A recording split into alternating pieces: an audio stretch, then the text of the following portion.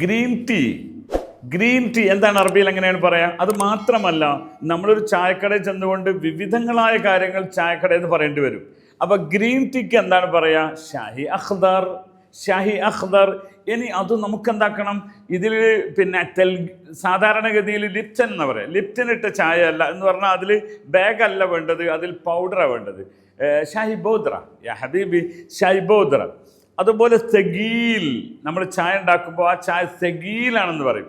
സെഗീൽ എന്നാണ് നമ്മൾ പറയുക സ്ട്രോങ് ചായ. അബി ഷായ് സെഗീൽ. എനിക്ക് ലൈറ്റാണ് വേണ്ടത്, അബി ഷായ് ഖഫീഫ്. അപ്പം ഷാഹി ഖഫീഫ്, ഷായ് സെഗീൽ. ഓക്കെ. ഇനി പാൽ ചായയാണ് വേണ്ടത്. എങ്ങനെ പറയണം? ഷായ് ഹലീബ്. അബി ഷായ്. പൊതുവെ ഹലീബ് എന്ന് മാത്രം പറഞ്ഞാലും ഷായ് ഹലീബാണ് അവർ കൊണ്ടുവരിക. ഓക്കെ. അപ്പം ഷായ് സാദ എന്ന് പറഞ്ഞാൽ സാദാ ചായ എന്ന് പറയാം. ഇനി അതിൽ മധുരം വേണ്ട. എങ്ങനെ പറയണം? മധുരമില്ലാത്ത ചായയാണ് വേണ്ടത്. അതെങ്ങനെ പറയണം? വിത്തൗട്ടിന് ബിദൂൻ സുക്കർ. ബിദൂൻ സുക്കർ എന്ന് പറഞ്ഞാൽ ഷുഗർ ഇല്ലാത്തത്. സുക്കർ എന്നാണ് പഞ്ചസാരക്ക് പറയുന്നത്, ബിദൂൻ സുക്കർ. ഓക്കെ. ഇപ്പം ചിലത് നമ്മൾ ചായ വാങ്ങിച്ചാൽ ഭയങ്കര മധുരമാണ്. യാ ഹബീബി ഹാദ ഹുലു സിയാദ, ഹാദ ഹാലി. ഹാലി എന്ന് പറഞ്ഞാൽ മധുരമുള്ളതെന്നാണ്. ഹുലു എന്നാലും മധുരമുള്ളത്. ഹാദ ഹുലു സിയാദ, സുക്കർ സിയാദ. ഖഫിഫ് യാ സയ്യിദ്, ഖഫിഫ് സുക്കർ.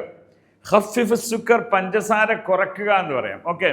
പിന്നെ നമ്മൾ ഷായ് കറക്ക് എന്നൊക്കെ പറയല്ല, നമ്മൾ നാട്ടിലൊക്കെ ദം ചായ എന്നൊക്കെ പറയുന്ന സാധനമാണ് കറക്റ്റ് ചായ. അതായത് മസാല ടീ ആണ് സാധനം.